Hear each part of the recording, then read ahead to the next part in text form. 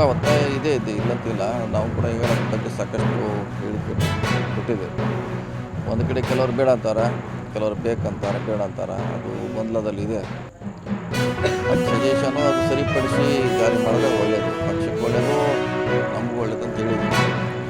ಅದೇನು ಸಮಸ್ಯೆ ಇದೆ ಕೇಳಬೇಕು ಫಸ್ಟು, ಏನು ನಿಮ್ಮ ಸಮಸ್ಯೆಯನ್ನು ಕೇಳಿ ಅದಕ್ಕೆ ಪರಿಹಾರ ಮಾಡಿ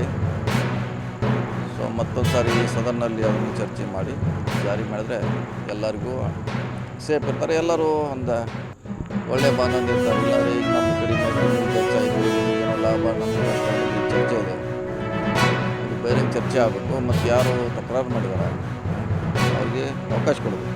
ಏನು ಬೇಕು, ಏನು ನಾವು ಸರಿಪಡಿಸ್ಬೇಕಂತ ಅವಕಾಶ ಕೊಟ್ಟು ಮಾಡಿದ್ರೆ ಒಳ್ಳೆಯದು.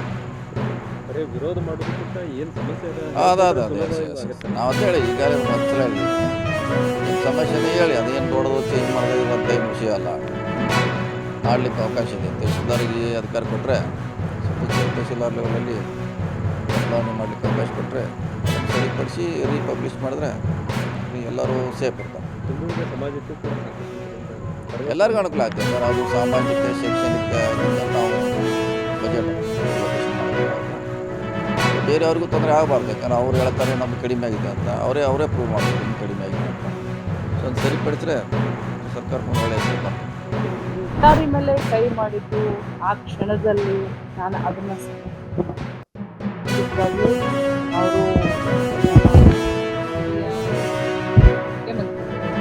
ಅವ್ರಿಗೆ ಕೂಡ ಆ ಕ್ಷಣದಲ್ಲಿ ಆ ರೀತಿ ಆಗಿರುತ್ತೆ. ಆದರೆ ಅಧಿಕಾರಿಗಳನ್ನು ಅಥವಾ ಅವ್ರಿಗೆ ಕೊಡುವಂಥ ಗೌರವವಾಗಲಿ ಯಾವತ್ತೂ ಕೂಡ ತಮ್ಮ ಚೌಕಟ್ಟಿನಲ್ಲಿ ಸಿದ್ದರಾಮಯ್ಯ ಸಾಹೇಬರು ಆ ಕ್ಷಣದಲ್ಲಿ ಅಂದರೆ ಆ ಒಂದು ಸಂದರ್ಭದಲ್ಲಿ ಯಾವ ರೀತಿ ಘಟನೆ ನಡೀತು ಅನ್ನೋದನ್ನ ತಾವೆಲ್ಲರೂ ನೋಡಿದ್ದು. ಆ ಸಂದರ್ಭದಲ್ಲಿ ಅದು ಆಗಿರೋದ್ರಿಂದ ಆ ಆಚಾರ್ಯ ಇದರ ಅರ್ಥ ಸಿದ್ದರಾಮಯ್ಯನವರು ಅದೇ ರೀತಿ ಇದ್ದಾರೆ. ಸಿದ್ದರಾಮಯ್ಯನವರ ಇನ್ನೊಂದು ಹೆಸರೇ ಹಿಂದುಳಿದ ಸಮಾಜ ಆಗಿರ್ಬೋದು, ತುಳಿತಕ್ಕೆ ಒಳಗಾದಂಥ ಧ್ವನಿಯಾದಂಥ ಒಬ್ಬ ಶ್ರೀಮಂತ ನಾಯಕ ಅಂತ ಸಿದ್ದರಾಮಯ್ಯನವರನ್ನು ನಾವು ಎಲ್ಲರೂ, ನಾನೊಬ್ಬಳೇ ಅಲ್ಲ ಅಥವಾ ಅವರ ಒಂದು ಮಂತ್ರಿ ಮಂಡಲದಲ್ಲಿ ಮಂತ್ರಿ ಇವತ್ತು ಸಿದ್ದರಾಮಯ್ಯನವರನ್ನು ಪ್ರತಿಯೊಬ್ಬರೂ ಕೂಡ ಎಲ್ಲರೂ ನಾವು ಹಾಡಿ ಹೋಗಲಿ. ಯಾಕೆ ಅಂತಂದರೆ ಅವರ ಒಂದು ದೊಡ್ಡ ಆ ಚಾತುರ್ಯಕ್ಕೆ